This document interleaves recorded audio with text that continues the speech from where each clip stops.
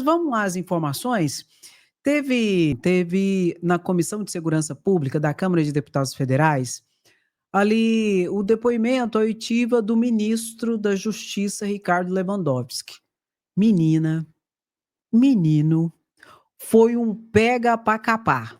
Foi, André, foi. Não em relação a Lewandowski, porque Lewandowski ele é muito elegante, muito educado, mas o pau quebrou lá.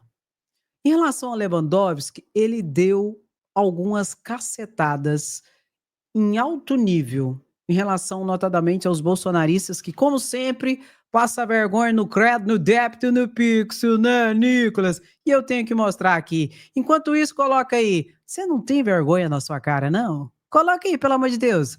Bolsonarista não tem vergonha na cara, não. Não tem não, André, não tem não.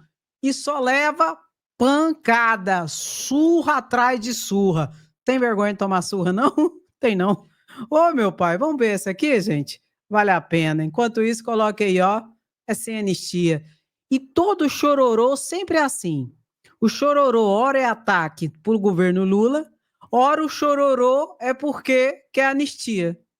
Lula é tetra em 2026, bota aí Lula 2026, Lula tetra, e em relação à anistia não vai ter anistia. Por isso pode chorar. Já tô vendo gadinho chorando. Ah, não, tem a santa paciência. Os juízes são avós, são pais. O senhor declarou agora. Eu vou lhe afirmar uma coisa. Os presos que estão do 8 de janeiro são avós, são pais. Presos sem dever em nada. A polícia prende mal e o judiciário é obrigado a soltar. Palavras do senhor. As polícias de Rondônia acharam horrível a sua declaração. Não só a de Rondônia, as polícias brasileiras. Acho, e eu como parlamentar falo, acho que a sua fala foi totalmente fora do normal, ao meu entender. É triste ouvir uma fala de um ministro da Justiça e da Segurança Pública. O senhor falou sobre a audiência de custódia. Eu, em outra ocasião que nós tivemos numa audiência pública, eu já havia questionado. Para mim, ninguém vai mudar minha cabeça, meu pensamento. A audiência de custódia são portas giratórias em presídios e delegacias para soltar vagabundo. O senhor, juntamente com outras pessoas, criou um desserviço para a segurança pública, beneficiando bandido, em detrimento da população de bem. Eu estou absolutamente aberto a responder qualquer coisa que me seja indagada. Porque já disse, nós estamos do mesmo lado, nós estamos do combate à criminalidade. Em primeiro lugar, Coronel Crisóstomo, eu quero dizer que, felizmente, nós vivemos numa democracia, em que nós podemos ter opiniões antagônicas. O senhor tem uma opinião sobre a audiência de custódia, sobre a atuação da polícia, eu tenho, assim como do Poder Judiciário. Então, nesse país em que vivemos sob a égide da Constituição Federal de 88, cada um tem direito de se expressar, livremente, sem censura. Eu me expressei verbalmente, me justifiquei várias vezes aqui no Parlamento, pela imprensa, e eu tenho um vasto número de artigos publicados em jornais, onde eu expresso a minha opinião sobre segurança pública. No Estado de São Paulo, no Globo, na Folha de São Paulo, em artigos acadêmicos, eu sou uma pessoa absolutamente transparente.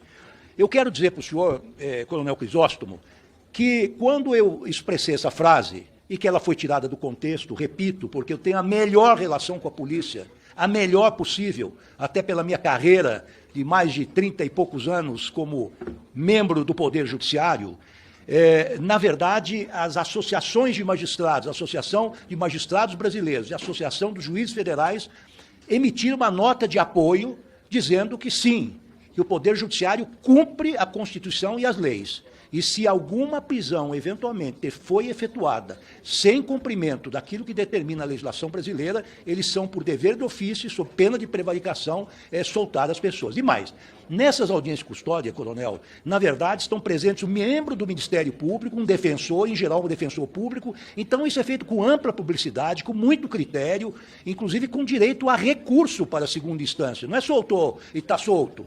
Existem recursos para a segunda instância para reverter essa decisão. Nós temos um sistema judicial muito sofisticado, talvez um dos mais sofisticados do mundo. O senhor me pediu dados. Eu tenho dados do CNJ que nas audiências de custódia, cerca de 45% dos flagranciados são liberados mediante medidas alternativas. Por quê? Porque o juiz ou a juíza considerou que não era o caso de jogá-los numa penitenciária onde serão aliciados pelas facções criminosas. Porque nós sabemos que o sistema prisional é uma pós-graduação do crime. Então é melhor que eles fiquem separados se não tiverem criminalidade. Reconheço que precisamos aperfeiçoar esse sistema. Estou disposto a discutir com os senhores para estabelecer alguns parâmetros. Com relação à questão do INSS, alguns escritórios de advocacia, no ano passado, foram contratados por empresas ligadas a essa questão para regularizar sua situação, sobretudo na área administrativa. Ao que eu sei, são atuações perfeitamente legais, protegidas pelo Estatuto da Ordem dos Advogados do Brasil, sujeito a todo o crivo das comissões de ética, satisfação perante a Receita Federal e perante os órgãos de controle no que diz respeito aos eventuais honorários recebidos. Eu posso assegurar aos senhores, porque isso de ontem para hoje tivemos essa notícia, que não há, dos referidos escritórios de advocacia, que são os escritórios mais importantes de São Paulo, nenhuma atuação no Ministério da Justiça e Segurança Pública. Nós esquadrinhamos e não há nenhuma petição, nenhuma audiência, nenhum requerimento, absolutamente nada. Nada que possa comprometer a autonomia do Ministério da Justiça. E quero dizer mais, que nós, no Ministério da Justiça e Segurança Pública, estamos capitaneando a luta contra os ladrões do parco dinheiro dos aposentados brasileiros. Nós não abrimos mãos, estamos mobilizando toda a Polícia Federal, todos os recursos que nós temos, estamos trabalhando com a Controladoria Geral da União, com o ministro Vinícius, nós vamos às últimas consequências para colocar na prisão todos aqueles responsáveis por esses crimes hediondos. Não mediremos esforços e pagarão todos aqueles que tiverem responsabilidade, custe o que custar, atinja a quem atingir. Então, eu estou muito à vontade, depois de tantos anos de vida pública e de poder judiciário, de dizer que nós, o nosso ministério, está à frente desse combate e nós estamos fazendo esse combate com a mais absoluta transparência. Então, eu quero dizer que nós é que levantamos, este governo vem levantando uma chaga que se iniciou em 2019 e agora está sendo atingida com todo vigor. E as senhoras e os senhores esperem, haverá desdobramentos, nós encontraremos todos os culpados onde estiverem. Essa é a garantia que o ministro da Justiça e Segurança Pública lhes dá e a instrução que o presidente da República nos deu. É combate total, sem trégua, sem quartel, a esse crime, repito, hediondo, porque atinge as pessoas mais fracas. Eu voltar aqui. Então, meu querido, os bolsonaristas ali eram uma pancada atrás da outra. Eles tentaram desestabilizar o ministro da Justiça e não conseguiram. Aí eles tentaram, então, passar a provocar os outros deputados que estavam ali. Porque os bolsonaristas queriam a balbúrdia. Queria colocar a culpa da fraude do INSS, que começou no governo Bolsonaro, em Lula, se lascaram. Porque vocês acabaram de ver um ministro novamente falando que essa fraude começou no governo Bolsonaro e que é no governo Lula que está sendo descoberta e que a justiça será feita e vão pagar. Doa a quem doer. Agora teve mais entreveiro. O pau quebrou lá de tudo quanto é jeito. Olha essa situação aqui, lá nessa comissão, envolvendo Lindenberg Farias, especialmente, que foi provocado, e o Gilvan da Federal. Essa galera quer tiro, porrada e bomba, mas adora uma anistia para bandido, né? Adora um perdãozinho para bandido. Vamos ver aqui juntos.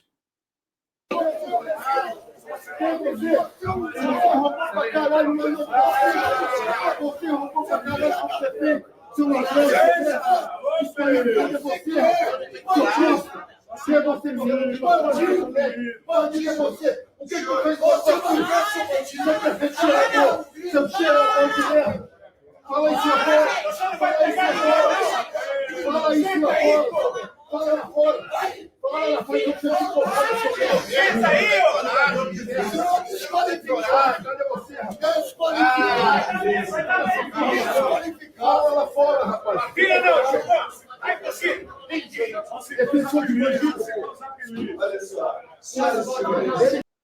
O pau quebrou. O pau quebrou lá de tudo quanto é jeito. Tudo por quê, Andréa?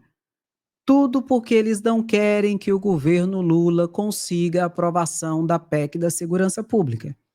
Porque os bolsonaristas dizem que são a favor da segurança, bandido bom é bandido morto, mas na hora que o governo quer implementar uma proposta de emenda à Constituição que vai trazer uma maior articulação entre todas as polícias, notadamente para combater o crime organizado, eles não querem. Todo o circo que eles montaram ali, circo não, porque circo é uma coisa muito boa, toda a patifaria que eles montaram ali e passaram vergonha foi porque o governo está tentando resolver minimamente a questão da segurança pública no país, e eles não querem. Ué, André, mas eles não falam que bandido bom é bandido morto? Conversa para boi dormir. E teve outra lavada aqui, que o ministro da Justiça... Deixa eu beber um pouquinho d'água, né? Porque senão não vai. Teve outra lavada aqui que o ministro da Justiça acabou jogando na cara um monte de situação em relação a um monte de questão que eles levantaram ali novamente. Espera aí que eu tô caçando aqui, gente. Espera aí. Achei. Achei? Achou? Cadê, gente? Achei. Vamos ver aqui? Olha aqui a próxima situação aqui que passou muita vergonha. Vamos ver juntos aqui. Ao Gilvan da Federal, inscrito pelo tempo de 3 minutos. Obrigado, presidente. Ministro, para sobrar dinheiro para o Ministério da Justiça, para a Polícia Federal, para a Polícia Rodoviária Federal, é só a Janja parar de viajar, de gastar com dinheiro de viagem desnecessária e o Lula parar de roubar. Se a Janja parar de viajar e o Lula parar com aquela cobiça, aquele sanguessuga, o desvio de dinheiro, rapidinho sobra dinheiro para os ministérios. Interessante, presidente, que o PT, eu estive na Polícia Federal nessa época, que esse ex-presidiário foi preso pela Polícia Federal, chovia aqui ataques à Polícia Federal do pessoal do PT. Por exemplo, da senadora Gleice Hoffmann, atacava a Polícia Federal o tempo inteiro. Hoje estão elogiando a Polícia Federal, por quê? Porque nós temos um diretor petista. Nós temos um diretor petista. Meu caríssimo deputado Gilvan da Federal, em primeiro lugar, eu tenho que dizer a Vossa Excelência, com todo respeito, eu como ocupante de um cargo de confiança do senhor presidente da República, eu tenho que repelir veementemente as acusações que Vossa Excelência fez ao chefe de Estado, chefe de governo, chamando-o e a primeira-dama de determinados nomes que eu não quero repetir. Esse nosso presidente da República foi eleito por mais de 60 milhões de votos, com o beneplácito do Supremo Tribunal Federal e do Tribunal Superior Eleitoral. É um líder respeitado mundialmente, eu testemunhei a forma como ele foi recebido em Roma no funeral. Há divergências políticas, não vamos discutir isso, mas eu preciso dizer aqui, não podia passar inerme, não defendendo o chefe de Estado e o chefe de governo da República Brasileira. Assim como faço a defesa veemente de um dos melhores agentes públicos, agentes federais, agentes policiais, agentes do Estado brasileiro, que é o nosso delegado Andrei Rodrigues. Ele tem prestado serviços muito relevantes à nação brasileira, é um homem incansável, é um homem que tem feito uma costura internacional de cooperação com os demais países e com órgãos de segurança extraordinário. Ele é responsável pela nossa participação na Ameripol, na Europol, estive com ele lá. São só 3 países que pertencem à Europol, tirando os da União Europeia. É a Inglaterra, que saiu da União Europeia por causa do Brexit, é a Nova Zelândia e o Brasil. E nós elegemos, graças ao esforço dele, do presidente da República, do nosso chanceler Mauro Vieira, nós elegemos o dirigente mais importante da Europol, que é o nosso secretário-geral, que é o nosso querido Valdeci Urquiza, que eu, inclusive, estive lá na Assembleia Geral, em Glasgow, para participar da força que fizemos para elegê-lo. Então, o Brasil está muito bem no concerto internacional das nações, em termos de cooperação internacional. Só lamento que nós tenhamos mais cooperação internacional, inclusive com a França recentemente, para regularmos o garimpo ilegal na fronteira do Amapá com a Guiana Francesa, do que entre os entes federados. Então, a PEC nossa, ela pretende, se não igualar, superar o diálogo que nós temos internacional, nacionalmente, entre os entes federados. Meu querido, você percebeu tanto que esse Gilvan da Federal é desqualificado? Olha aqui. O cara é muito desqualificado. Olha aqui. Passo a palavra ao Gilvan da Federal, inscrito pelo tempo de 3 minutos. Obrigado, presidente. Ministro, para sobrar dinheiro para o Ministério da Justiça, para a Polícia Federal, para a Polícia Rodoviária Federal, é só a Janja parar de viajar, de gastar com dinheiro de viagem desnecessária e o Lula parar de roubar. Esse povo, eles devem ter muita inveja, né? É inveja da Janja, é inveja do Lula, porque nunca superaram que perdeu a eleição. Olha o tanto que esse deputado federal é desqualificado, gente. A Janja parar de viajar e o Lula parar com aquela cobiça, aquele sanguessuga, o desvio de dinheiro, rapidinho sobra dinheiro para os ministérios. Interessante. E é interessante. Não, interessante é a fineza exatamente do ministro da Justiça. O ministro da Justiça em nenhum momento entrou em provocação nenhuma e sempre respondeu de forma altiva. Ou seja, ele não desceu lá embaixo, onde eles queriam que ele descesse, que é onde esses deputados bolsonaristas estão. Um vexame, uma vergonha. Eu fiquei envergonhada dos trechos que eu vi. Mas, por um outro lado, eu fiquei assim, alegre, feliz, orgulhosa da capacidade do ministro da Justiça, Ricardo Lewandowski. E tudo isso, reitero, porque a galera bolsonarista que fala que é tiro, porrada e bomba, que bandido bom é bandido morto, não querem que a PEC da segurança pública seja aprovada. Ou seja, estão passando pano para bandido de novo, assim como passam pano para o bandido do Bolsonaro. Uma vergonha. Por isso já coloque aí, sem anistia. Que vergonha! Vamos ver mais um tico-tico aqui sobre essa situação do Glauber, da cassação, que eles querem cassá-lo, que ele foi cassado no Conselho de Ética, que foi confirmado pela CCJ e agora só resta o plenário. Mas eu já expliquei para vocês que o Supremo deve entrar nessa história, porque é uma grande injustiça e perseguição que estão fazendo com o Glauber. E eu quero destacar esse trecho da fala da deputada federal Irondina. Vamos ver aqui juntos? Vamos lá. É insuportável acompanhar essa sessão aqui e reiterar o resultado que saiu da comissão do Conselho de Ética por um relator que cometeu o crime e que não foi sequer julgado, processado, que é o Paulo Magalhães. Eu estava nessa casa em 2001, quando um jornalista, Quincas Muniz, de Salvador, esteve aqui com um grupo de deputados estaduais para apresentar um livro que ele estava publicando e que não agradava ao deputado Paulo Magalhães. E o Paulo Magalhães, ao invés de travar um diálogo com o autor daquele livro, que tratava, evidentemente, de um tio, ou de um irmão, ou de um tio do Paulo Magalhães, ele simplesmente o agrediu fisicamente. E o Diário da Câmara, dessa data, de 5 de abril de 2001, consta o meu pronunciamento denunciando essa violência e denunciando a necessidade de se julgar eticamente o comportamento do deputado Paulo Magalhães. Aí, de repente, eu me vejo também no Conselho de Ética com um companheiro fidelíssimo aos seus compromissos políticos e a ética na política está sendo julgado e o seu mandato, né, sumariamente cassado. Eles já decidiram sobre os destinos do teu mandato, que não é teu, é do povo do Rio de Janeiro. O povo do Rio de Janeiro tem que ser consultado o que acha do que está acontecendo nessa casa em relação ao mandato dele, que você os representa aqui nessa casa.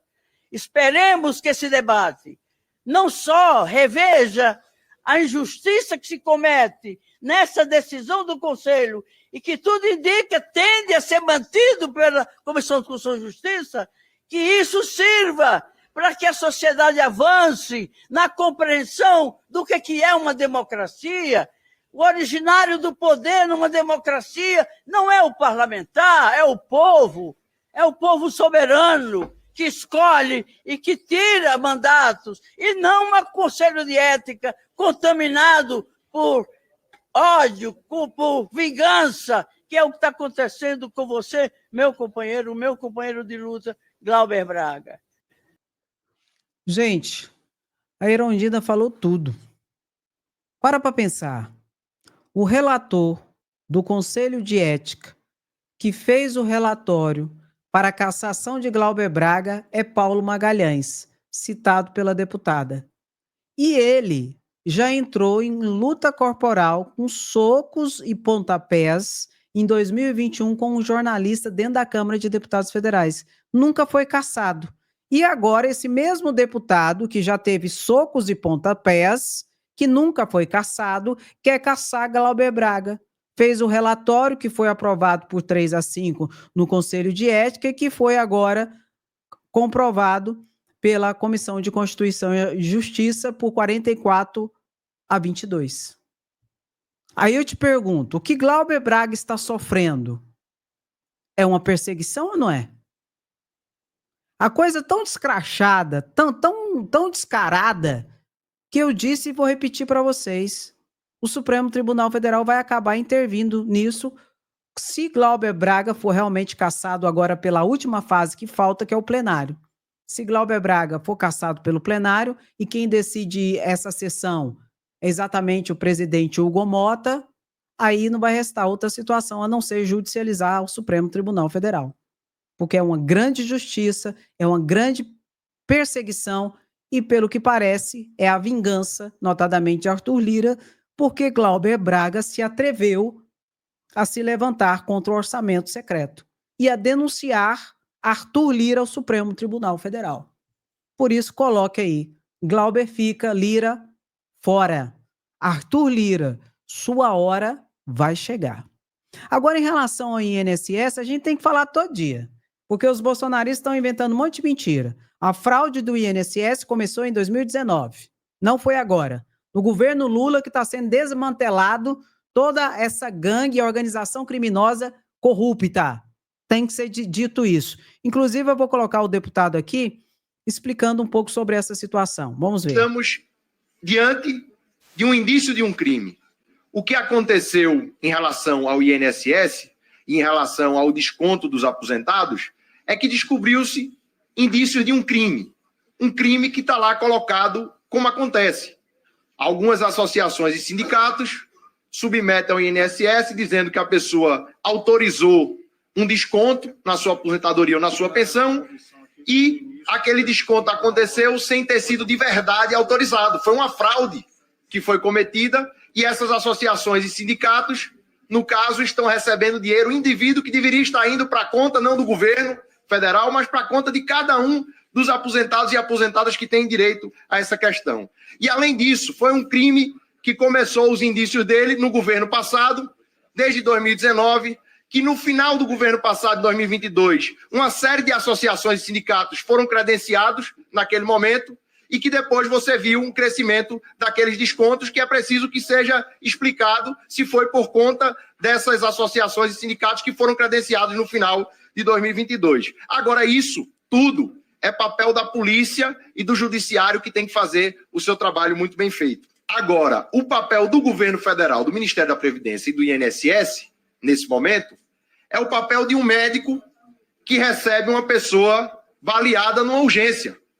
Não é o papel do governo federal agora perguntar quem deu o tiro, como é que foi a circunstância do crime. A primeira coisa que o médico tem que fazer é estancar a sangria. É dizer, aquela situação tem que parar. E é isso que foi feito, com a suspensão da questão dos descontos e também com a devolução do último mês. Agora, me permita, ministro, dar uma sugestão, que o governo federal unido possa dar um passo além existe um instrumento que é a Defensoria Pública da União, que precisa também entrar em mutirão, para que possa recuperar o dinheiro que foi lesado, roubado lá atrás para associações e sindicatos. Que o governo articule a Defensoria Pública da União para permitir que cada um desses aposentados entrem na justiça pedindo a devolução dos recursos que foram indevidamente tirados das suas aposentadorias e pensões e entrando contra cada um dos sindicatos e associações que cometeram esse crime. Olha, isso é claro. Aposentado e pensionista não podem ser prejudicados e não serão. E terão direito à devolução dos valores.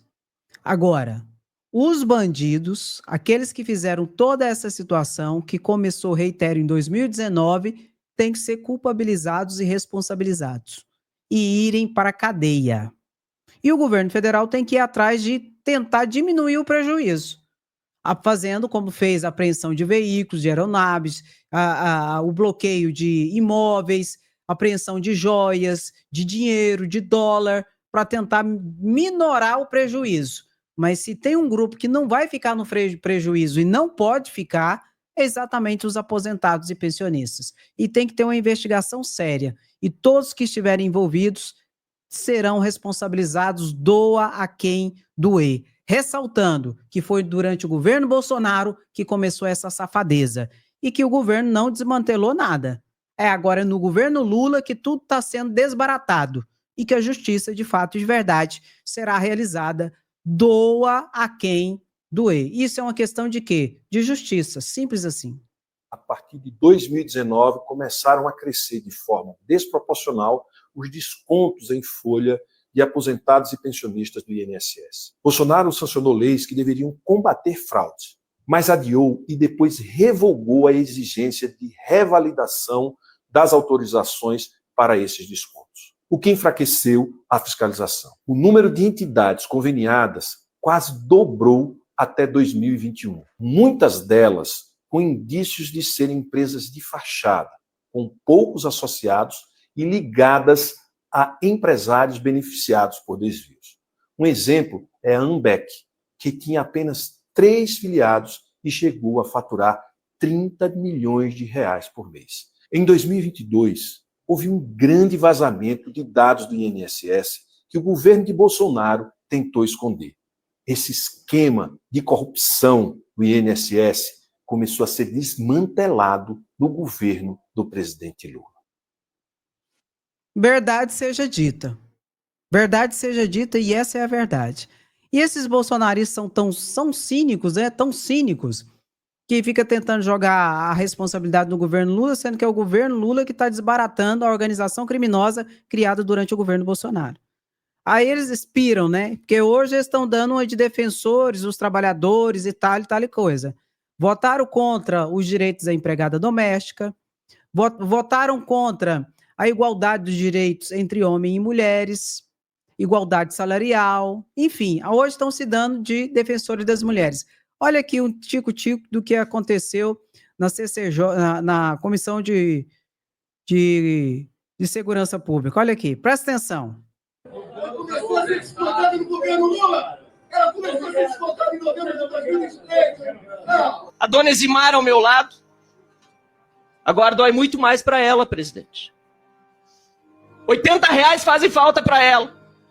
Eu queria dizer aqui para a senhora Dona Eximar, talvez a senhora tenha se aproximado das pessoas que não defendem a causa que a senhora defende.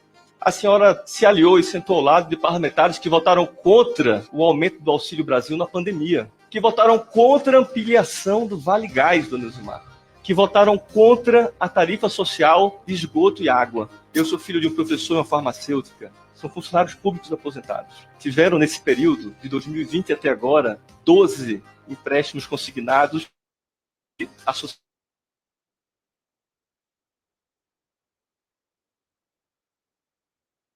A comissão, veja quem está do seu lado de fato e quem nunca esteve do seu lado.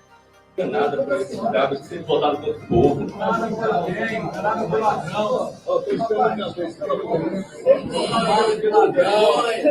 começou a ser descontada no governo Lula. Ela começou a ser descontada em novembro de 2023.